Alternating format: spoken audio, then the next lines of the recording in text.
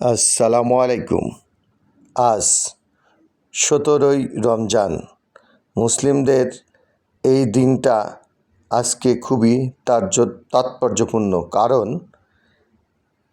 ২০০ হিজরি ১৭ই রমজান অর্থাৎ ১৭ই মার্চ ৬২৪ খ্রিস্টাব্দে মদিনার মুসলিম ও মক্কার কুরাইশদের মধ্যে একটি যুদ্ধ সংঘটিত হয়।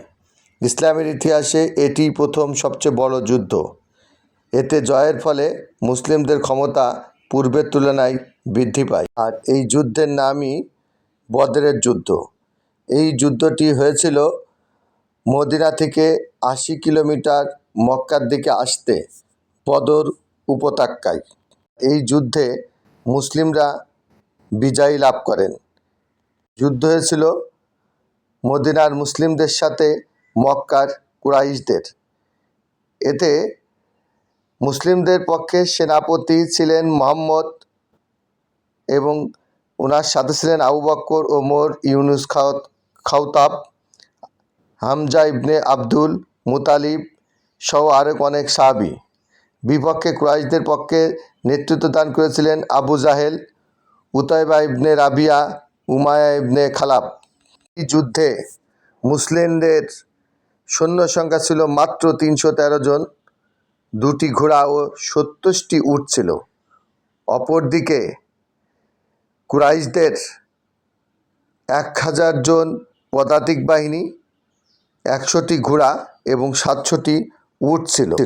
এই যুদ্ধে মুসলিমরা জয়লাভ করেন, কিন্তু মুসলিমদের শহীদ হন ১৪ জন সাহাবী। পক্ষান্তরে কুরাইশদের নিহত হন ৭০ জন এবং বন্দী হন ৭০ জন। এই বড় যুদ্ধের আগেও ৬২৩ থেকে ৬২৪ সালের মধ্যে মুসলিম ও কুরাইশদের মধ্যে বেশ কয়টি যুদ্ধ সংঘটিত হয়। আসুন আমরা বদরের যুদ্ধের অল্প কিছু ইতিহাস সংক্ষিপ্ত আকারে জেনে নিই। এই যুদ্ধে আল্লাহ তাআলা তার ফেরেশতা বাহিনীর দ্বারা যুদ্ধ করিয়ে বিজয় দান করিয়েছিলেন। বদরের প্রান্তরে যে স্থানটিতে মুসলমানরা অবস্থান নিয়েছিলেন, সেখানে সূর্যের তেজ সরাসরি তাদের মুখের উপর পতিত হয়, কিন্তু কাফেরদের মুখে দিনের বেলায় সূর্যের আলো পড়ে না। মুসলমানরা যেখানে দাঁড়িয়ে যুদ্ধ করবেন সেখানে বালুময় মাটি বা যুদ্ধক্ষেত্রের জন্য উপযুক্ত নয়। অপরদিকে কাফেররা যেখানে অবস্থান নিয়েছিল সেখানে মাটি শক্ত ও যুদ্ধের জন্য স্থানটি উপযুক্ত। কিন্তু অবস্থান নেওয়ার ফলে অবশেষে কী হলো? রমজানের ১৬ তারিখ দিনটি শেষ, মাগরিবের পর তারিখ বদলে গেল, তারপর ১৭ই রমজান শুরু হলো। সেই রাতে উৎকণ্ঠিত মুসলমানরা এবং উৎকণ্ঠিত কাফেররা নিজ নিজ ক্যাম্পে অবস্থান করছে। সে রাতে মহান আল্লাহ তাআলার নিকট সিজদায় পড়ে সাহায্য প্রার্থনা করেছেন মানবতার মুক্তির দূত হযরত মুহাম্মদ সাল্লাল্লাহু আলাইহি সাল্লাম। কেঁদে কেঁদে বলেছিলেন, হে দয়াময় আল্লাহ, আগামীকালের নীতি নির্ধারণী যুদ্ধে তোমার সাহায্য আমাদের অতি প্রয়োজন।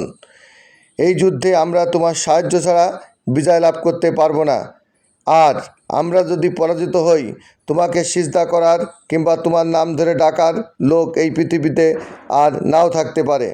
তারপর তুমি সিদ্ধান্ত গ্রহণ করো কি করবে, কারণ তুমি সিদ্ধান্ত গ্রহণ করার মালিক। আমরা আমাদের জীবন দিয়ে প্রাণপণ যুদ্ধ চালিয়ে যাব। আমরা আমাদের জীবন তোমার পথে উৎসর্গ করব। বিনিময়ে তোমার দিনকে আমরা তোমার জমিনে প্রতিষ্ঠা করতে চাই। তুমি আমাদের বিজয় দান করো, আমরা তোমার কাছে সাহায্য চাই। আর এই মহানবী সাল্লাল্লাহু আলাইহি ওয়াসাল্লামের দোয়া মহান আল্লাহ তাআলা কবুল করেন। ওই রাতেই মরুভূমিতে প্রবল বৃষ্টি হলো। বৃষ্টি মুসলমানদের উপকারে এলো, কারণ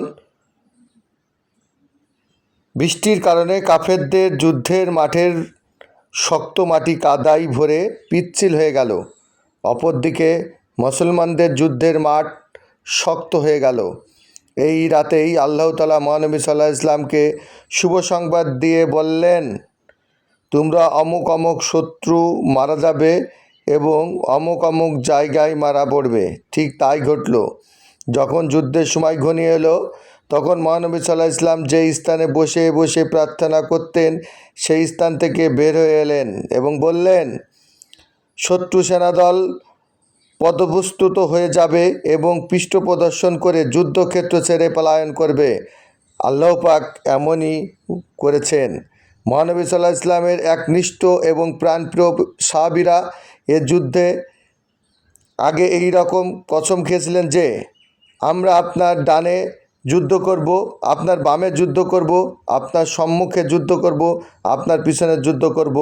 হে রাসূলুল্লাহ সালাম, হে দৃশ্যমান আপনার ক্ষতি সাধন করতে এসেছে তারা আপনাকে স্পর্শ করতে পারবে না যতক্ষণ না তারা আমাদের লাশের উপর দিয়ে যাবে। হে আল্লাহর রাসূল, যুদ্ধ তো এটা মামুলি ব্যাপার, এখান থেকে কিছু দূরে সমুদ্র, আপনি যদি হুকুম দেন আমরা আমাদের ঘোড়া নিয়ে এই সমুদ্রে ঝাঁপ দেব, তাহলে আমরা তাৎপর্যপূর্ণ ঘোড়া সমুদ্রে ঝাঁপিয়ে পড়ব।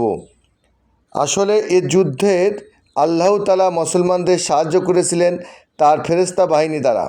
বুখারী শরীফের হাদিস মোতাবেক যুদ্ধের শেষে সাহাবীদের মধ্যে কেউ কেউ সাক্ষী দিয়েছেন, আমরা সাদা পোশাক পরিহিত কিছু ব্যক্তিকে আমাদের পাশে দাঁড়িয়ে যুদ্ধ করতে দেখেছি। তাদের আমাদের যুদ্ধের আগে কখনো দেখিনি, এমনকি যুদ্ধের পরেও দেখিনি। শেষে এটাই বলবো, মহানবী সাল্লাল্লাহু আলাইহি ইসলামের দোয়ার বরকতেই এ যুদ্ধে বিজয় লাভ করেছিলেন। এই পবিত্র রমজানে একাগ্র চিত্তে আল্লাহ তাআলার দরবারে নত হয়ে তার কাছে ক্ষমা চেয়ে বিশ্বের শান্তির জন্য দোয়া করি। বদরের যুদ্ধের আরও কিছু ইতিহাস আমি সংক্ষিপ্ত আকারে পুনরায় প্রচার করার চেষ্টা করব।